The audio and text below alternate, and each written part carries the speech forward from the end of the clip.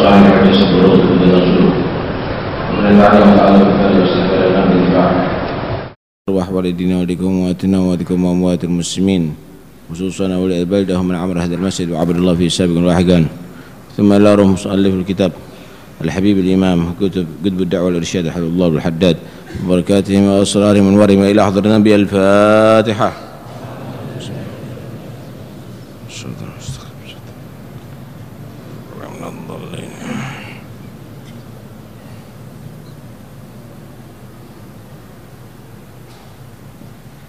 Bismillahirrahmanirrahim. Alhamdulillahirabbil alamin wassalatu wassalamu ala sayyidil mursalin wa ala alihi washabihi ajma'in.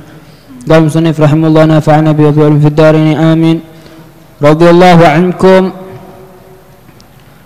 Wajtahid alla tudkhil batnaka illa halala fa inna man akala al halala 40 yawman istanara qalbuhu wa jarat minhu yanabi'ul hikmati ala lisanihi wa akramahu Allah bizuhdi fid dunya wa safat sariratuhu وحسنت معاملته مع ربه ومن أكل الحرام والشبهات كان على الضد من ذلك كله إلى آخر ما قال رضي الله عنه وأرضاه. بسم الله والحمد لله والصلاة والسلام على رسول الله سيدنا مولانا محمد الله وعلى آله وصحبه ولا حول ولا قوة إلا بالله. قال المصنف رحمه الله نفعنا به في الدارين في علومه ونفعنا الله به بعلومه في الدارين آمين. واجتهد ألا تدخل بطنك إلا حلالا. Berusahalah kamu tidak memasukkan ke dalam perut kamu kecuali rezeki yang halal. Fa inna man akala al-halala 40 yauman, karena sesungguhnya orang yang makan halal 40 hari istanara qalbuh, maka akan menjadi terang benderang hatinya.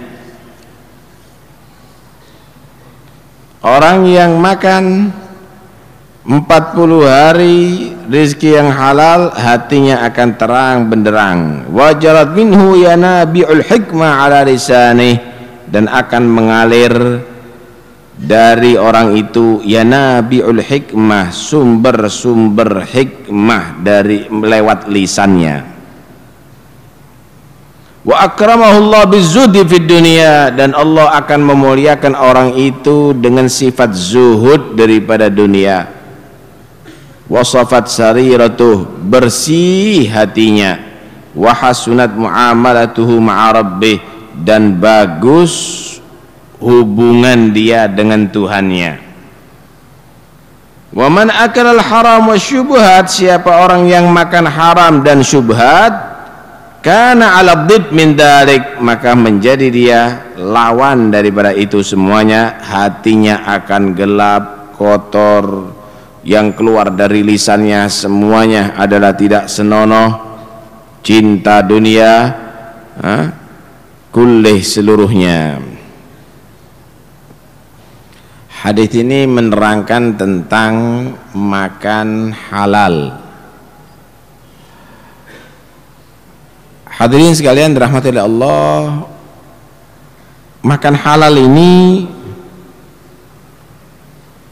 adalah merupakan satu kewajiban bagi kita, sehingga Nabi sallallahu alaihi wasallam bersabda, talabul halali faridatun ba'dal faridah. Mencari rezeki yang halal itu kewajiban setelah melaksanakan kewajiban. Karena itu harus hati-hati. Perut kita ini bukan tong sampah yang asal dimasuki segala sesuatu aja jadi, tapi harus dipilih. Kalau yang masuk itu halal, maka akan menjadi darah yang mengalir ke tubuh kita halal. Tumbuh nanti daging dari yang halal. Bayi yang dikonsumsi dari rezeki yang halal akan berkembang dari makanan yang halal. Anggota badannya dari halal, maka gampang untuk berbuat baik dan dia menjadi orang yang soleh. Man akalal halal ata'at jawarihuh sya'a am aba, siapa orang yang makanannya halal bakal taat seluruh anggota badannya, mau nggak mau. Enteng kalau diajak berbuat taat.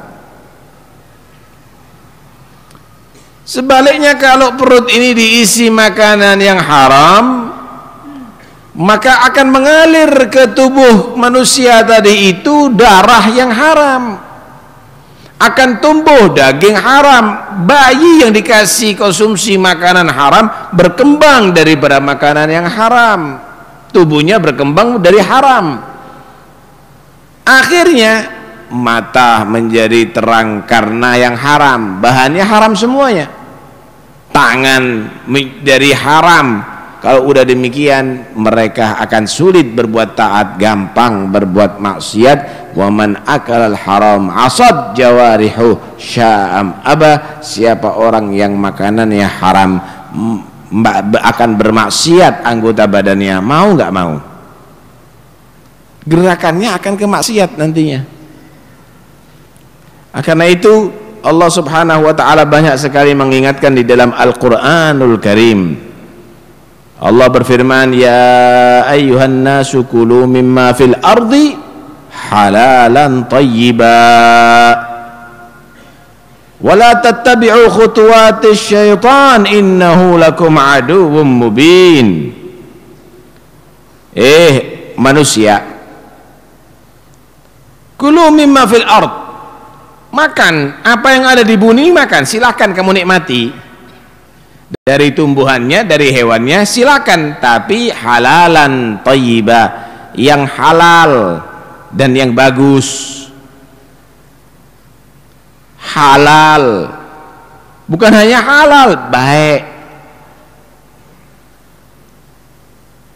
Karena itu kalau ada orang menyatakan ya ini nggak haram, ini nggak apa-apa, tapi beracun seperti rokok, ya nggak thayyibah itu. Cari makanan yang halal, yang baik, yang sekiranya tidak ada risiko.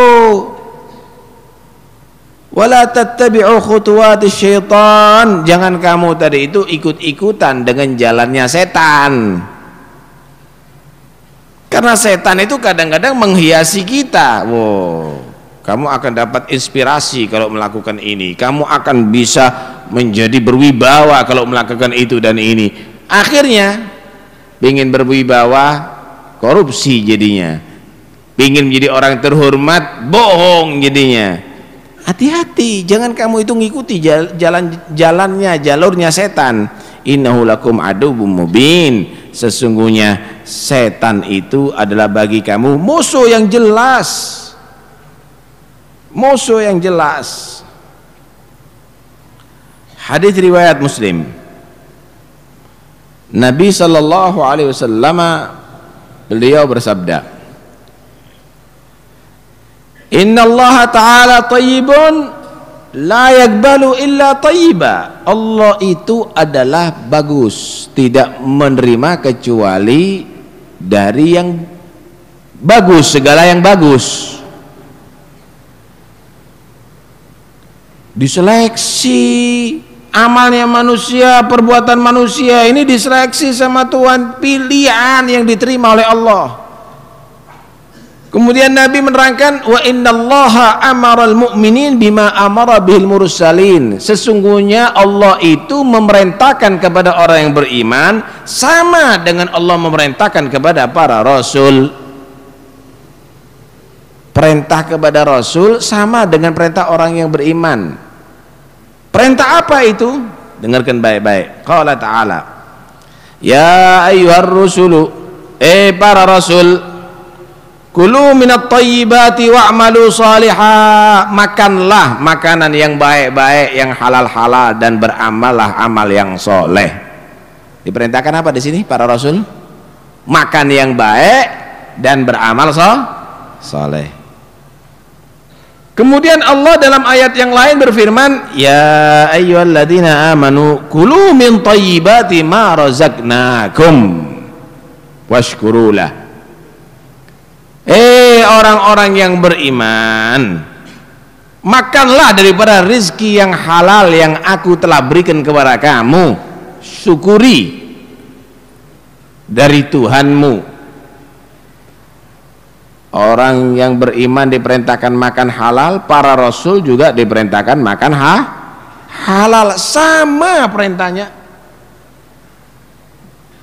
Begitu pentingnya untuk meneliti makanan tadi itu, sampai para rasul dan orang beriman disamakan perintahnya. Karena itu jangan main-main.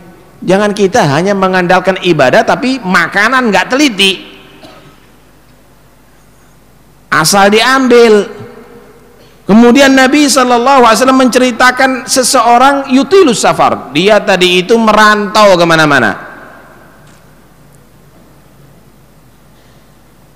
lagaknya, motifnya, bodinya, pakaiannya seperti orang sufi, asy'ath aghbar. Orang tadi itu rambutnya enggak tersisir. Dia menganggap kalau enggak tersisir, apalagi udah jembrak, wah orang sufi itu. Enggak begitu. Aghbar, pakaiannya kumuh. Tahu enggak apa yang dilakukan orang ini? Ya muddu yadaihi ilas sama, selalu mengadakan tangannya ke langit sambil menyatakan ya Rabbi, wiritannya hebat,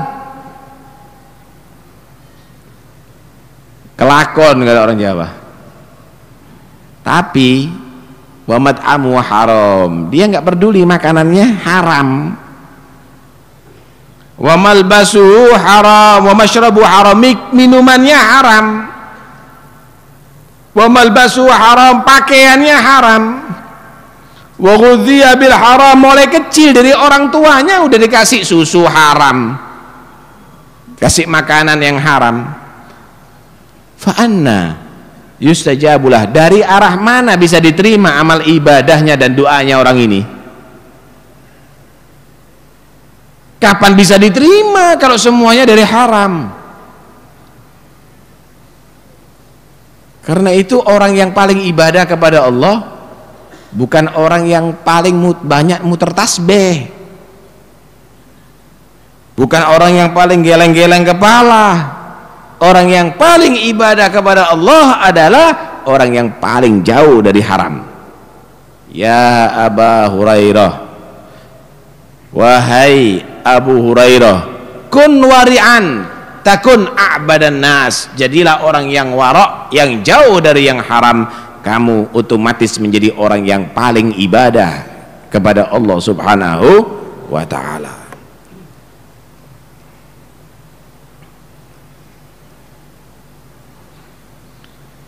Kemudian Rasulullah sallallahu alaihi wasallam menerangkan bahwa siapa orang yang bisa menjaga 40 hari tidak makan kecuali rezeki yang halal, hati akan terang benderang. Omongannya ini semuanya hikmah, bagus, manfaat, tidak membuat fitnah, terkontrol semuanya dari Tuhan. Beliau bersabda, man akalal halal arba'ina yauman, siapa orang makan halal selama 40 hari nggak tersentuh syubhat atau haram, nawwarallahu qalbah, Allah akan menerangkan hatinya. Wa ajra ya nabi al hikmah min qalbihi ala lisani, Allah akan jalankan, alirkan hikmah-hikmah melalui lisannya yang bersumber dari hati sanubarinya.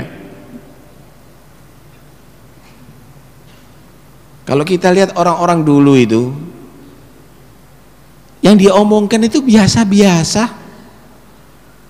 cuma berbobot. Kenapa? Dari hati, keluar daripada lisan. Hatinya terang, hikmah keluarnya daripada lisannya. Apa sebabnya? Nggak mau nyentuh yang haram. Sekarang Allah bahasanya bagus tapi fitnah semuanya isinya. Buat kacau, buat bingung orang. Fatwanya nyeleneh-nyeleneh kadang-kadang. Kenapa? Wah, semuanya diterima. Duit dari apa? Ahlan wa sahlan, selamat datang.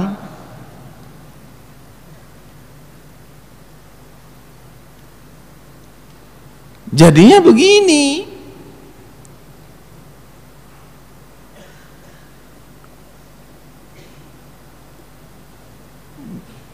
Dalam hadis yang lain Rasulullah sallallahu alaihi wasallam bersabda, "La yadkhulul jannah lahmun nabata min suhtin." Dalam riwayat yang lain, "Kullu lahmin nabata min suhtin fannaru aula bih." Enggak masuk surga kalau orang tadi itu nanti di akhirat membawa daging yang tumbuh dari makanan haram. Dalam riwayat yang lain, daging yang tumbuh dari yang haram itu bukan satu kenikmatan, lebih baik diganti api yang ada di badannya kita. Bahaya kalau dibawa ke akhirat, nggak ada operasi di sana, dibakar di neraka, saudara. Jangan asal-asalan.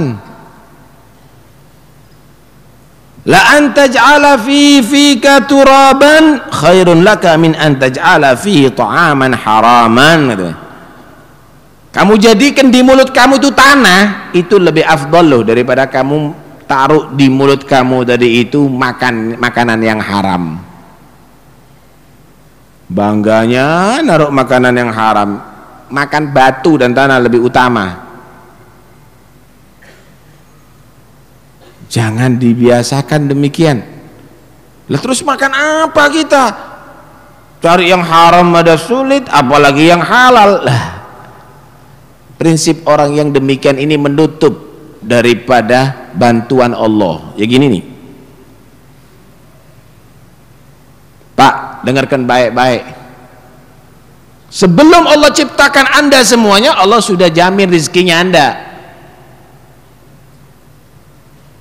Enggak usah bingung sama rizki, udah dijamin sama Tuhan. Kullu wa ma min dabbatin fil ardi illa 'ala Allahi rizquha. Semua yang melata di bumi ini sudah dijamin rizkinya oleh Allah. Ada apa bingung?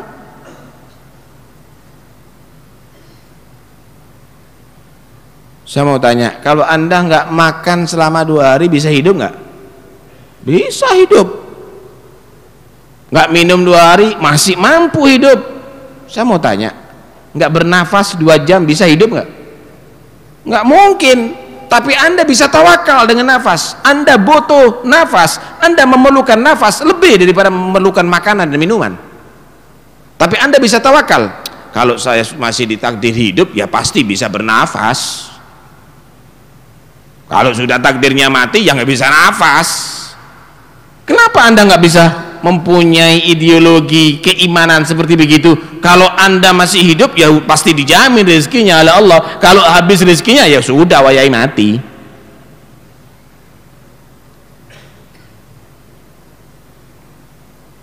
Karena itu nggak usah ragu lagi, rezeki kita udah dijamin sama Tuhan. Percayakan sama Allah. Terus nggak boleh bekerja, silakan bekerja. Bekerja itu bukan memastikan dapat rezeki, saudara, tapi bekerja itu untuk membuktikan bahwa kita adalah perlu rezeki daripada Tuhan. Bukti aja. Nih, tak kasih Anda gambaran. Yang ngasih ilmu siapa? Ustadz. Allah yang ngasih ilmu kepada manusia. Cuma kenapa kita harus giat belajar? Untuk membuktikan bahwa kamu perlu ilmu sama Tuhan. Yang ngasih sehat siapa? Dokter. Allah yang memberikan kesehatan kepada manusia. Kenapa kita berusaha berobat? Untuk membuktikan bahwa saya, ya Allah, perlu kesehatan. Anugerahkan kepada aku kesehatan. Yang ngasih rezeki siapa? Allah, saudara, yang ngasih rezeki. Kenapa kita bekerja? Untuk membuktikan, ya Allah, saya perlu rezeki darimu. Bukan karena pekerjaan kamu berarti pasti mendapat rezeki. Banyak orang bekerja tambah bangkrut. Banyak kerjanya biasa-biasa, kaya raya.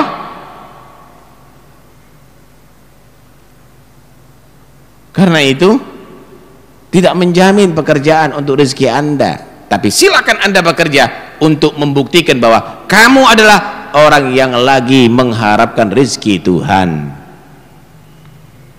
Nggak ada ceritanya petani itu, saudara, gara-gara garap sawah pasti panen. Belum tentu, kadang-kadang udah digarap sawahnya yang panen tikus.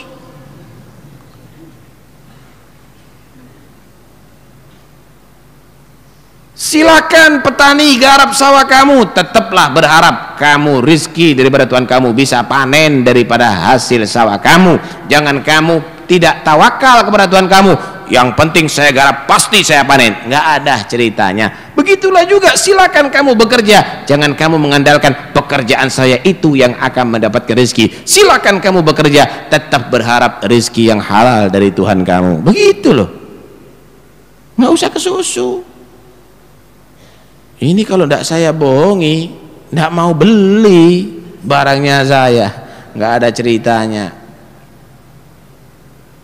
Kalau udah rezekinya kamu, nggak akan ada satupun yang menghalangi, saudara.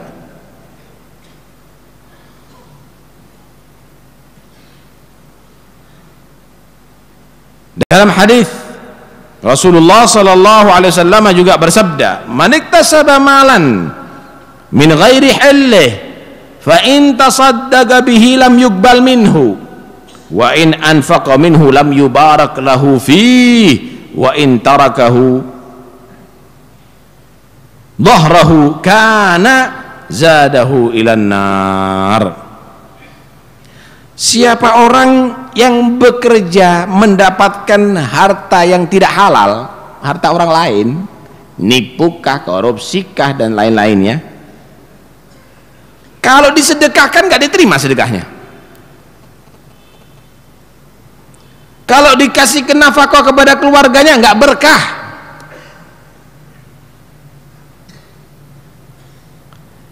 Kalaupun ditinggalkan untuk ahli warisnya, maka menjadi bekal untuk bahan ke neraka Allah Subhanahu wa ta'ala. Hati-hati. Dunianya banyak ditinggalkan untuk ahli warisnya, tapi dari haram, ya meninggalkan anak-anak yang gak soleh, anak yang durhaka, anak yang berbuat dosa besar, mungkin anaknya murtad kafir.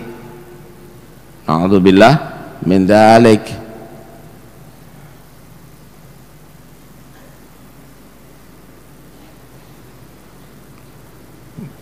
Abdullah bin Umar radhiyallahu anhu, beliau pernah berkata begini, "Lau shallaitum hatta takunu kal hanaya wa sumtum hatta takunu kal autar, lam yutaqabbal dzalik minkum illa biwara'in hajiz." Kalau seandainya kamu dari itu sholat banyak rukuk sujud sampai bungkuk seperti busur panah, bentuknya melengkung,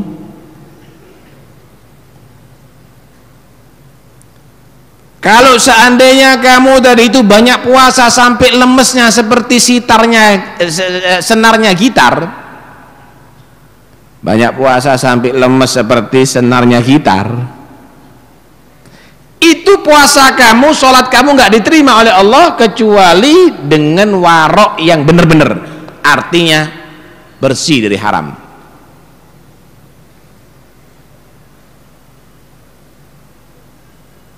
Kecuali bersih daripada haram. Begitu seharusnya. Jadi jangan asal banyak ibadah tapi ternyata kamu tadi itu dalam beribadah kepada Allah didasari daripada yang haram. Percuma, sia-sia nilainya nantinya.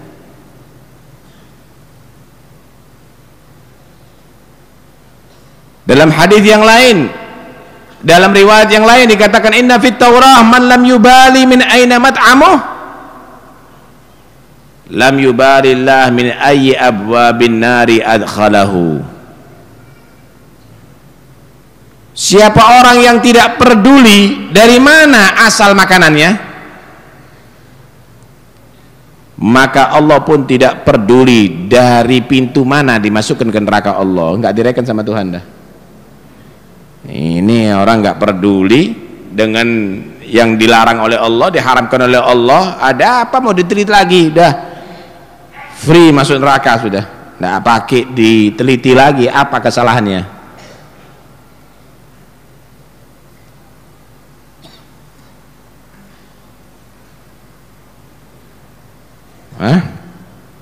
Kalau kita lihat orang dulu, jaga, karena itu mustajab semuanya, omongannya, doanya mereka gampang diterima oleh Allah Subhanahu wa taala.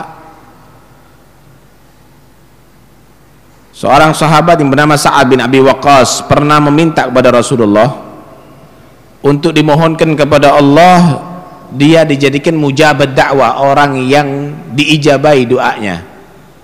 Kalau doa kabul.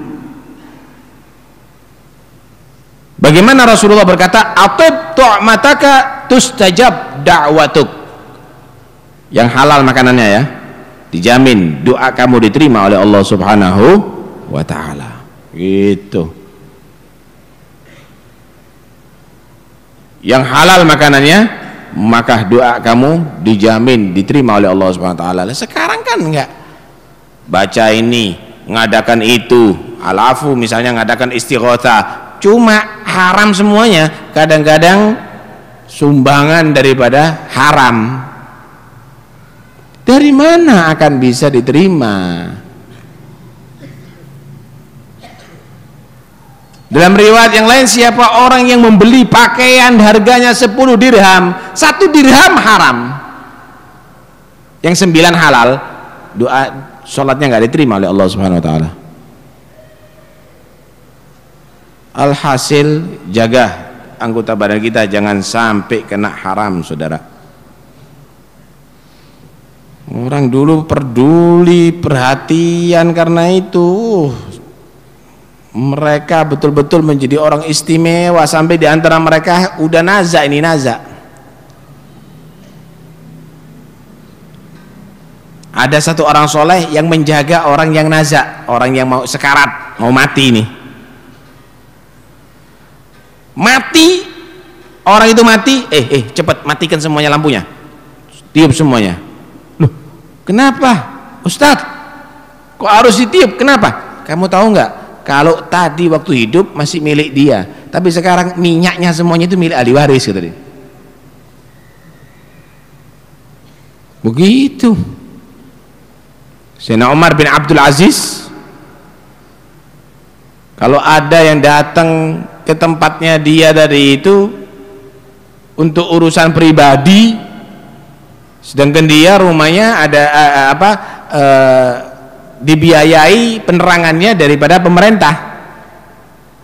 Kalau urusan pribadi di kantornya misalnya, suruh matikan dulu, ya peteng-petengan. Kenapa ditanya? Loh, ini kan untuk urusan rakyat, karena ini hartanya rakyat yang dipakai. Sedangkan urusan kita kan urusan pribadi, nggak boleh pakai milik rakyat. Gitu. Sekarang mobil dinas dibuat tamasya, dibuat rekreasi. Nggak bener itu. Karena itu orang dulu itu mustajab kalau ngomong. Padahal omongannya omongan biasa orang dulu tuh. Subhanallah, mustajab. Ada orang sakit, disembul tok itu loh, air. Waras. Sembuh. Orang dulu. Sekarang seperti kipas angin, tidak waras-waras. Beda. Dulu yang masuk halal.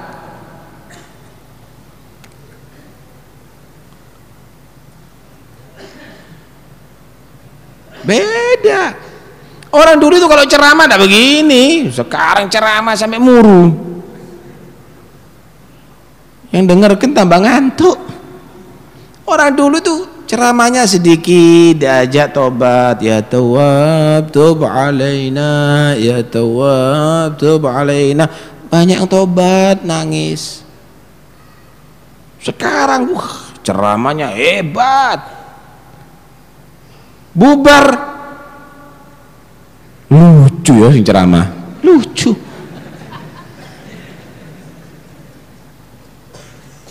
Orang itu kalau kelihatan singa kemudian menyatakan singanya lucu, berarti singanya nggak berwibawa, itu namanya. Ya itu sekarang ini ulamanya lucu.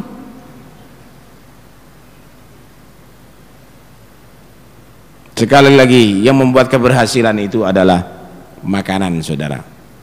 Jangan kita mau makan kecuali pilihan, yaitu makanan yang halal. Sampai di antara mereka itu Allah Subhanahu wa ta'ala berikan bantuan, karena dia orang yang takut dari yang haram, tahu mana makanan ini halal, mana yang haram. Dikasih tanda, wa may yattaqillaha yaj'al lahu furqana, kata Allah. Dikasih tanda pemisah mana yang batil, mana yang hak, mana yang haram, mana yang halal. Pernah Al-Habib Abu Bakar bin Abdullah Al-Attas, gurunya Habib Ali Al-Habsyi, beliau ini paling seneng kalau disuguhi telur. Bertamu kepada salah satu muridnya, dikasih 3 telur. 1 telur dimakan, yang 2 nggak mau. Loh, Habib dihabiskan, biasanya dimakan juga. Enggak kata dia. Loh, enggak apa-apa Habib, ini dari piaraan kita, ayamnya Habib, halal ini. Enggak, maksa ini enggak bener, ini bukan halal, ini haram ini, kata dia. Loh Habib, enggak Habib, saya punya ayam di sini. Teliti, kata dia. Dipanggil pelayannya, kamu tadi ambil telur dari kandang enggak milik kita? Anuan, kata dia, maaf, tadi itu enggak ada telurnya kecuali 1, akhirnya saya ambilkan kandang tetangga, nanti besok tak ganti 2.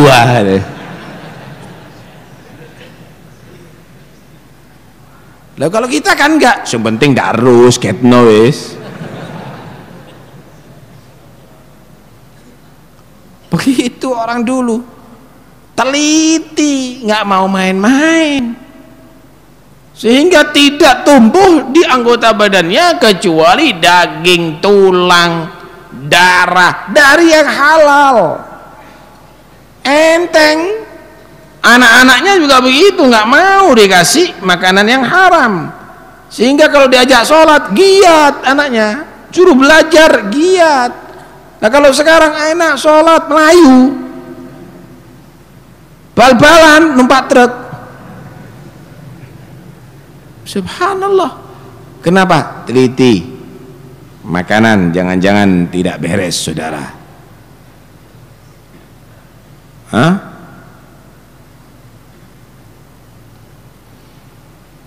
Nggak usah kita bingung sebenarnya untuk urusan rezeki.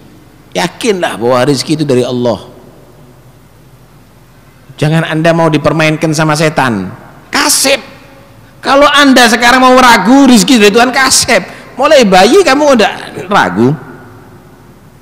Bayi itu karena tawakal kepada Allah, subhanallah, rezekinya enak-enak, minumnya susu, bapaknya minum air sumur, makanannya bagus-bagus. Kenapa? Akhirnya Allah Subhanahu wa ta'ala jadikan hatinya orang cinta, kasih sayang kepada ini bayi, diservis bayi tadi itu. Kenapa? Pasrah sama Tuhan. Padahal nggak bisa jalan, nggak bisa kalau kencing berak membersihkan kotorannya, nggak bisa, nggak bisa cuci-cuci pakaian. Tapi bagaimana akhirnya Allah jadikan orang sayang sama itu bayi, ibunya nyewoi mandikan buat masa untuk dia, subhanallah. Baru gede baru balik bingung gimana saya makan, lah mau lebih nangan apa kon? Kaset. Cuma bukan berarti seperti bayi kita. Silahkan kamu sudah dewasa, silahkan kamu bekerja, cuma janganlah kamu tadi itu menjadi orang yang ragu. Rizki kamu sudah dijamin sama Tuhan. Kamu makan ikan laut, itu ikannya hidupnya di tengah laut. Bukan kamu pergi ke tengah laut untuk mencari ikan, tapi ikan yang di laut cari kamu. Rizkinya udah dijamin Pak. Ikannya itu cari kamu. Tongkol itu gede, cuma rizkinya kamu cuma sedikit, setengah kilo atau seperempat. Ya sih seperempat tok tampe, sing liyane kepada yang lainnya. Subhanallah. Ada apa bingung? Ini semuanya sudah diatur sama Tuhan. Tinggal kita memanfaatkan kehidupan ini untuk mendekatkan diri kepada Allah Subhanahu wa taala. Jangan panik, cari rezeki yang halal, maka kamu menjadi orang pilihan Allah. Doa kamu akan menjadi doa yang mustajab, dan kamu akan diterima segala amal perbuatan kamu oleh Allah Subhanahu wa ta'ala. Semoga Allah memberi kekuatan iman dan keyakinan kepada kita sehingga kita tidak tergoda dengan hal-hal yang haram. Amin Allahumma amin.